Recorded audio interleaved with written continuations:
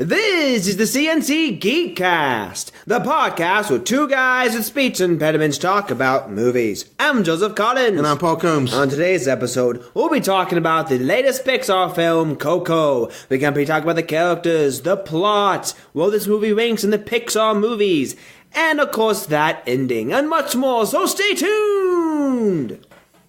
I know a lot of y'all have probably listened to us before, so y'all probably know how this goes already. But for anybody that may be listening to us for the first time, I do want to provide a spoiler warning. I know this movie just came out on DVD because we just rented it, and a lot of people may not have seen it yet. So make sure you get out there and see it. But do not listen beyond this point on the episode if you haven't seen it. And after you've seen it, come back and listen to us because we have lots of thoughts that we're going to get into right now. Paul, what did you think about the film? Truthfully, I loved it. I'm not going to say it's my top Pixar film, just because I'm terrible at ranking things, but I was impressed by it. I loved the animation, I loved the voice acting, the incorporation of music. That Remember Me is a great song. Mm-hmm. And I also liked how accurate it was when it comes to the Mexican culture. Well, I like that too, because John Lasseter, he is a great director. He's done a lot of great things at Pixar, but notably he's a white guy. Mm-hmm. So he's not going to be able to get all the aspects of the culture right. He was able to bring on advisors, kind of a team of advisors, to make sure everything they were doing was kind of respectful and as accurate as possible. Yeah, because for me, I've always been like this. It's like when a movie is presenting, like, whether it's a war film, whether it's a historical film, I would prefer it to be as accurate as possible, because that way I can buy into the story a lot easier. It's a lot easier for me to go along with it. And it's especially something to be aware of when you're talking about another person's culture. Yeah. Like first off, you just don't want to be a racist butthole and be like disrespectful to the culture, or make assumptions, or be, like I said, inaccurate about the culture. Because someone who's for example celebrating the Day of the Dead, they may find it to be a personal thing. Like some people love Christmas, or some people or people love Hanukkah. They love it for specific reasons. They've celebrated their entire lives, and they want to make sure that a movie gets it right when it comes to that holiday, because it's like, yeah, this is exactly, this is what we celebrate, this is the elements, these are the aspects of it, this is what the design looks like. And like I said, it just makes for a better movie experience when the people get it right. And that goes across the board for historical and scientific. And it also just created for a beautiful art style. Oh yeah, that too. With the face painting, the city of the dead. When you first saw that in the movie, saw that on a big screen, and it was mind-blowing. It was. I just love the colors. The colors, the design. All the little lights they did. Yes. Everything. It was fantastic. It even had this otherworldly glow about it. Well, it was. That is, of course, the point. It is basically heaven for, the movie. It's the movie's version of heaven. And, it's funny because it does, I don't know if hell would be an appropriate analogy, but it feels like it's basically, it's the afterlife. I don't want to say the word heaven. It is the afterlife. And the design of it was good too, because the city was also, the way it was designed was after Mexican design too, or Mexican culture's design. And it makes sense that, that culture's afterlife would be in the same design as the, everyday, or the, earthly. What do you think of the lead boy, Miguel? When it comes to the plot, it's the same plot we've seen. The family doesn't like music, which of course is like, really, are we really gonna find a family like that? What happened in Footloose? Do you remember Footloose with Kevin Bacon? I do remember Footloose, but I'm still thinking it's like, well, they were against that specific type of music, that specific type of dance. But I'm just wondering if that would be the case if you find a family who doesn't want to hear any type of music. But it worked. It does. It worked with the movie though, because they had that personal connection. Mm-hmm. Like this person in their mind had abandoned their family as a musician, so it soured musicians as a whole for them. Yeah. Well, I'm not saying that it doesn't work, because in movies and stories you're allowed to do that. Is my point. It's like you can sit though and go to an extreme to make an overall point, or for that extreme to serve the story, and it does serve the story very well. It did, and Miguel does kind of just fit the Pixar mold. He's a young boy who's going against his family Kind of the same thing we saw in Brave, kind of the same thing we saw in Moana, and a lot of other films. But it works, though. The voice actor that portrays him, honestly not sure what his name is off the top of my head, but he does bring that youthful exuberance, that youthful being optimistic, everything. I mean, the thing I like about his character is that he's trying to honor his family, but at the same time doing this thing over here. And you do have this tug between the family and him. And you do have, unfortunately, the two extremes. He's going from one end to the extreme, and he's going to the other. And in the end, the family had to find the middle ground between the two extremes. And I like how they came to that, because in storytelling, that it seems like so many times, this is what Pixar's really good at, is that all these characters have arcs. And this is a good arc to start from and a good arc to finish. And a lot of times that arc is very neglected in a lot of movies. And it just tied in with the theme so well, because the theme of this movie really isn't music. That's just kind of the tertiary thing. The theme of this movie, completely family, and it actually affected me a lot, because personally I actually don't have really family. So every time I see a movie with this focus, it always gets me teary-eyed and everything. And the ending of this movie, oh, the ending completely just sometimes they know how to I cried like a little baby. They know how to hit the heartstring in all these films, especially when it comes to Inside Out, when Joy found out the importance of sadness. I was like, oh geez, movie, come on. And what did you think about Miguel's family?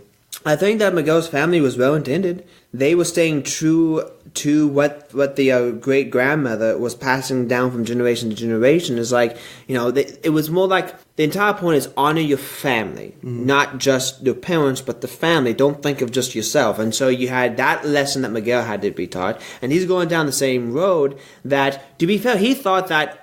In the beginning of the movie, he thought his father, or great grandfather, was this great musician. Okay, I would compare him to maybe like Elvis or something. Elvis on that tier. Yeah, or the Duke. Yeah, the Duke of that culture that also played music, or Bob, or someone like more. Who's that? Bob, who's that dancer in the Bob? I don't know. Who was did the one the Christmas? It's like White Christmas. It's like Bob. Bing Crosby. Bing Crosby. That's it. It's like Bing Crosby. He was a dancer. That was his skill, but they wanted to take him and put him in movies, and he also was able to get acting too. So this is the main bad guy's entire thing. He was a musician, but he also played in movies. He was his big thing, and I really did love how the movie just set that entire plot in motion. But the thing that I really loved is once Miguel got to the City of the Dead. I did as well, and I actually like that he spends most of the movie in the City of the Dead. That is the important thing. That is where he meets his real father, Hector. That is where he sees the importance of his family. That is where he meets his hero, and well, we all know how that goes. Yes, and that's another thing I liked about this film is the stakes that it added. Pixar is really good at adding adult themes and adding adult stakes, because once Miguel got to the City of the Dead, he only had until sunrise, because the entire objective, his goal was to get out of the City of the Dead, because he accidentally got in, so he needed to get out, and in order to do that, he had to have the blessing of his family. Well, he found his family, and the problem is, he wanted the blessing from his hero, because he thought that if he got the blessing from the hero, then he would be able to play music. So his entire goal was I want to play music. I'm going to go against the family. And that was his entire plot. And I really do love how throughout the movie, there was one moment where he had to sing on stage in order to get to that point. I really do enjoy that. Well, I enjoyed that too, because that was kind of his reveal. You know how the superhero movies have this reveal? Mm-hmm. That was his. He'd wanted to be a musician his entire life, because he had looked at his hero, Ernesto de la Cruz. And this is the first time he's ever played music in front of people, so he's rightfully nervous, but he gets up there and, well, he's a natural. He is. And it just goes to show the power of music and the importance of it, and how, you can deprive yourself of something beautiful if you get really close to resemblance. And that's another thing I liked about the great-great-great-grandmother. He met his great-great-great-grandmother, and the way that the rules are in this movie, which is really, again, there's a lot of dark themes in the movie. Well, I won't say dark, but realistic, serious themes. And one of them is that as long as someone remembers you, as long as that your family puts a picture of you up on the Day of the Dead, you will be remembered. And I love how this movie tackled that, because there was a bridge between the city of the dead and the city of the real world, where all these people can come and cross and visit their loved ones. Now, of course, the loved ones can't see them unless they're given, the special power, which I don't know how Miguel got that. The movie wasn't really clear on that, but how he got to that. I don't know. I don't know enough about culture, and I don't really want to speculate, so... Yeah, I know. Well, the movie didn't really make it quite clear how he got to the living of the city of the dead. I think he was cursed, because remember he goes into Ernesto's grave, and he tries to steal from him. So in essence, he's stealing from the dead, which curses him. All right, that's right. So the movie was clear. My mistake. It wasn't like drawn out. You kind of had to like put the pieces together. Yeah. Well, the movie made sure to emphasize the importance of the petals of the flowers that they use for decoratory reasons in it. So you could tell that, like I said, this. Going back to what I said, that there were elements of this holiday or this celebration that they took from the movie. I'm sure that when they were doing research on it, they said, "Oh, the petals represent this," and they probably said, "Oh, that would be great to incorporate in the story." Or there's one moment in this movie where a character in the city of the dead was forgotten about, and he was fading away, and he faded away and was forever forgotten. It was called the final death. Yeah, the final death. And I don't know if that's something that is truly part of the culture. If it is part of that celebration, again, it was a great inspiration to add that to the story. And it was just a really sad moment, because this guy was obviously Hector's friend. They had some memories together. And then they sing that funny song about Juanita. Oh yeah, and it goes back to how clever Pixar is with what they can get away with when it comes to some of the content. Because there was a line in that song. Well, something about her. They think they use a line about her knuckles drag the ground, and one of them says, "That's not the lyric," and it's like we have a kid present. Exactly, and then there's another moment where you had a skeleton, and this entire Living of the Dead, the way that they looked, they didn't have skin, they were just skeleton, but they had eyes, which I thought was a beautiful design in the first place. And I love how Pixar did things, because there was one point where Miguel was running, thinking that he had Hector's arm, but he's really quite literally had his arm with him and nothing else. So I loved how they played with the skeleton and how they played with that part. Well, I also enjoyed that it wasn't too joke heavy though. It was funny, but it did deal with some dark themes. I mean, even one of the characters in this film is literally murdered. I mean, of course, we're jumping ahead, but like I said, it goes back to that scene where the person died, and I'm like, that's really heavy because he's forgotten, and it's like that adds stake to the movie. Well, and it's just a sad moment. It is. It's something we all think about. It's something we're all aware of. Everybody wants to be remembered after they die. Yeah. And then this dude was a musician, and the fact that he's forgotten makes it even more painful, because he had tried to create his art to be remembered, and then he was still forgotten. Well, this goes back to the bridge between the living of the dead and the city of the living, or the light, or the world of the living, where Hector was trying to get to that part, and he couldn't get through because no one put up his picture. And you're not allowed to go to the world of the living unless you had a picture put up. And that was a very important plot point. No, it was, and it was cool. Well, the picture thing was a very nice touch, because it kind of made that idea of being forgotten clear. It created a physical representation of that. If they don't put your picture up, that's like the physical representation of being forgotten. And that previous scene, or that scene with El Chicharon, established the stakes of that. Like, if you're forgotten for this long, well, goodbye. It also goes against the entire statement of, as long as you are remembered in the heart, then you'll be fine. Well, not exactly. I mean, if no one can be remembered, but if you don't have a picture up, even if you're remembered, you can't go to the world of the living. Or you can't visit, and you can't receive your offerings and things like that. And of course, we're going back to what you said. Miguel's hero was this musician that he thought was his great-great-great-grandfather. Ernesto de la Cruz. And when the character was first introduced, you saw the story of course, the prologue of the entire family's history. Well, this one person walked out, and he wanted to be this great musician, and he basically walked out away from his family and never came back. That was the thing. And so, of course, there was a picture of the great-great-great-great-great-grandmother and the daughter, and the great-great-grandfather. His picture was taken away. So his face at least was stripped out. So only, he wasn't remembered. So you had this one character called Hector trying to get in. And of course I'm thinking to myself, oh, okay, well, Hector is part of the family in some way or fashion. I don't know how it's connected. And then I realized, oh, well, he's the real great-grandfather. It was a bit predictable. But what wasn't predictable is when Miguel actually got to Cruz's tower. Because he had this tall tower. He got to it. And what we found out was Hector and Cruz went on the road together. They were a duo. And Hector wanted to get back to his family, had all these really good songs, and Cruz wanted the fame, but he couldn't do the writing, so they needed one another, and Hector was like, no, I want to go back to my family, and of course it goes back to the entire thing about how Cruz murdered Hector right there. Yeah, he poisoned him because, like, a lot of times, it's not really a Mexican culture thing. If you're leaving with somebody or you're parting ways with somebody, a lot of times you will have a final drink before you leave. Yeah. A final meal together or something.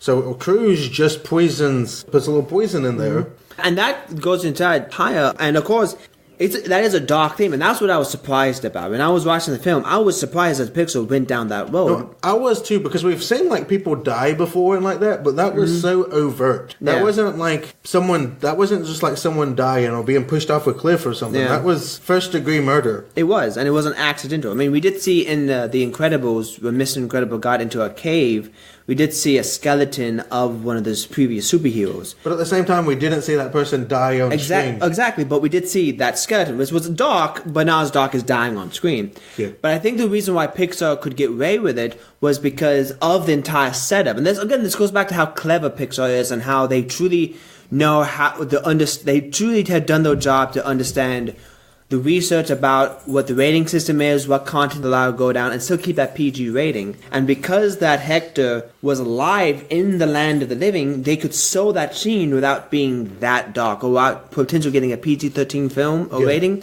or getting complaints by those scenes.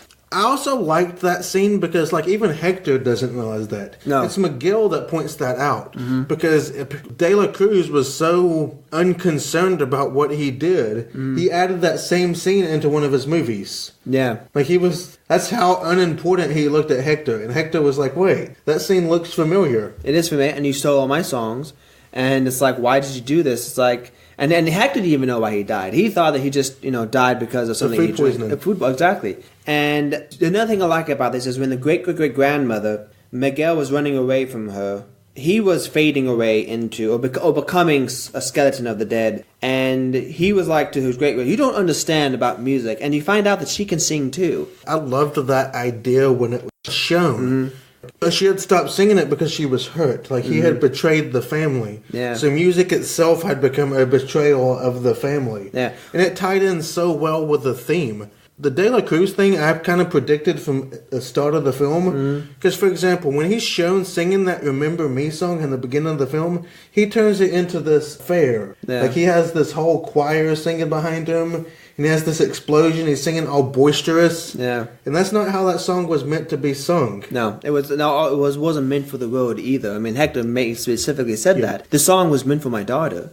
The entire thing was, this is my goodbye song to her every time I left. This thing. And of course, that entire song, it goes back to the entire idea of how each of these pieces is so connected to the overall theme of the idea that when you connect all these things, and when all these things are meaningful and they have weight, it adds to, of course, this build up to the final scene, which we can get into, later on. But I completely love all these ideas. Well, I loved that scene too because Miguel kind of understands at that point. He doesn't even want to be a musician after he sees what happened with De La Cruz. Mm-hmm. He's like, okay, if this is what fame gets me, because De La Cruz had no respect for the music, no respect for family. No respect for anyone but fame as a whole. Yeah, I agree. And I also like the idea of Hector. He wanted this, or he thought he wanted this, but then he realized, it's empty if I don't have my family. It's empty if I don't have the people I love in it. And it goes back to this idea I had was we all have dreams and we all have ambitions about being things. And sometimes in the end, what our dreams become is having a family. We don't even realize it. That becomes our new dream. And another thing I liked about this film, and even Moana, and even The Princess and the Frog, a lot of recent Disney films, is if you remember Pinocchio, if you remember, for example, there was that Wish Upon a Star song. Yeah. When you wish upon a star, your dreams are very far, blah, blah, blah.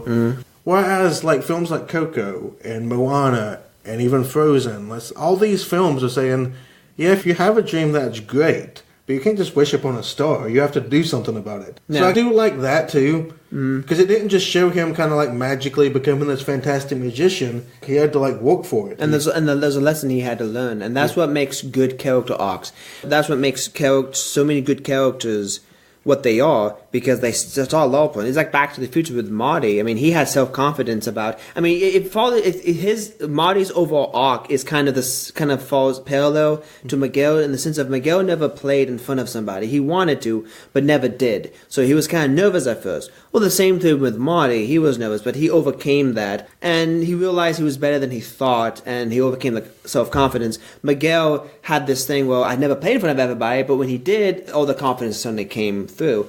But then, of course, he realized the biggest lesson. We've talked about Hector a lot. What did you think about the character of Hector? I thought the character of Hector was, at first, he was that kind of that bumbling kind of comic relief. Well, comic relief, but also that street merchant that always cheats you character. Okay. Well, Howard has a backward plan, but really, in the end, he's just desperate. He's desperate to find somebody to get back to living, because in the end, he's being forgotten too, and we find out that that the movie Coco is not referring to Miguel, it's referring to the great-great-great-great-grandmother of the entire family. And Hector is getting forgotten. This goes back to the scene that we're talking about. Well, the grandmother is having Alzheimer's, or is forgetting even her family. She's forgetting in general. And Hector is passing away, and he has a picture of himself and wants Miguel go back to the land of living and put this up. Well, during the moment of the process, that picture was lost. And so that was a great decision, I think, from the filmmakers, because, of course, they upped the stake once again. And it leads into that moment where here's Miguel seeing the great-grandfather saying, we don't want you to fade away into nothingness. And so he's after he gets back to the day of living, he takes the guitar, runs back to his great-grandmother, and starts asking her to remember. And then, of course, the entire time the grandmother is forgetting, but always remembered Papa. That was in the back of her mind through the entire movie, until that moment. Well, I like that moment with Hector, too, because Hector was willing to do some things to save Miguel. Mm-hmm. Like, even though he understood that he may be kind of forgotten, maybe have the final death, he was willing to put kind of Miguel ahead of himself, which fit the theme of the movie, again, so well. Well, it goes back to the idea of redemption, and it's like being able to give your life for somebody else, is like more important. That is a sign of love, and I love the reveal where Hector was like, found the love of his life, his wife, and said, look, I tried to come back. I tried, and I was murdered. I made the decision to go, and it's like, well, he was stopped by a villain, and you can't blame Hector at it, 100% blame. Well, he made a mistake, but then he tried to rectify it. Exactly, and he couldn't do it. And that's what I loved about the ending of this movie, is when the grandmother was just forgetting everything, and the minute that Miguel sung that song, Remember Me, we saw a scene where Hector was, before he passed away, was singing that song to the baby girl when he was living, and they sung together, and it was something that it was so ingrained in the great-great-great-grandmother's memory that the minute that it was sung, it just automatically, it was like riding a bicycle. And it tied in so well with just the theme of the movie, too, like, Remember Me. Mm-hmm. Like, of course it worked with him singing to his daughter, because he's going on the road. He wants his daughter to remember singing. But it also works with the theme of the movie so well, too, like, Remember Me, where I don't have to die forever. Yeah, I mean, because it was really sad, because we go back to the idea that he made a mistake, but he wanted to rectify, he wanted to make things right. And it's like, I'm willing to accept the potential here, but it would have been sad if the movie went down that road. I don't think it would have, but it would have been sad. But at the same time, it's like, I like that idea of people accepting it. Even if, and it would be really sad because, like I said, he tried to make it right, but he got in the way because of a villain. I even liked what happened to Ernesto in the end, the villain itself. Yeah. Because think about it. He is this accomplished songwriter. He will never be forgotten. Mm-hmm. But at the same time, he's shunned because it's revealed what he did in the City of the Dead. Yeah. There's this big performance that he's supposed to play at. Mm-hmm. And then he kind of reveals himself. It's that old trick where they talk to the camera and it's spread out to everybody else. It's a cliche, but it worked really well in this movie. Yeah. I liked it because, well, Ernesto's never going to be forgotten. but yet everybody in the city of the dead knows what he did. That he will be remembered, but not for the right reasons. Yeah, he's going to be remembered forever. As a murderer. Yep. And that is his punishment, is to be alive, but to be imprisoned by knowing what people... That's the real, punishment. His real punishment is to be remembered for the wrong things. But also, even one of my favorite things about this movie was actually the dog. Yes. First off, I just love dogs. Mm-hmm. And I always love these Pixar animal sidekicks like they have in the movies, like Olaf and Frozen. Or Up. And Frozen's not Pixar, but I understand where you're coming from. It's not? No, it's just straight up Disney. Whatever. The movie Up. Let's go with that. Up had Doug. Yeah, Doug. But Dante is probably my favorite of the Pixar animal sidekicks. Just because he was so dumb. It was fantastic. He reminded me of Joseph. Done here, aren't we, Paul? But it does bring up something else I really liked about this Land of Living is the spirit animals. The alahibras. The alahibras. Pretty much what else? The familiars in like Dungeons and Dragons, like the animal. I love that because the great grandmas was this like this fierce, like kind of like a griffin. It was griffin character, yeah. And I love that scene where the griffin goes up to Cruz on stage, and you could see him looking at like, you messed with my family. I don't like when people mess with my family, and just kicked them all across into a bell. But Dante just had some great moments. Like, for example, the moment where Dante realizes he's kind of a familiar, and he becomes that color palette with the bright colors. Yeah, but his wings were small. It's fantastic because he looks at himself and he's like, what? Yeah, exactly. I mean, I love it. And I love it how at the end you have Dante and a cat. And that cat is bigger than that cat usually is. Yeah. But no, I love it. I mean, I thought that this, like I said, Pixar does a great job of telling stories, even if those stories may be a bit predictable. The editing is good, the pacing's good, the characters are so good. It doesn't matter if things are predictable, because think about it. I watch a ton of movies. Mm-hmm. I've already watched 60 movies in 2018. Yeah. A lot of movies just become predictable. No. Like, they do, because a lot of them fit the same basic 3-act structure. Like, you understand when the turn's going to happen. Yeah. You understand how the structure itself works. So, not only that, but there's like only 7 original stories. Exactly. So it's not how original it is. It doesn't have to be original to be executed well. Yeah. It's when they use these cliches and it's just kind of so obviously cliche. They didn't care enough about it to do anything with it. Exactly. It's when people say I want an original movie, I'm thinking to myself, but you can't have an original movie because we've already done everything multiple times.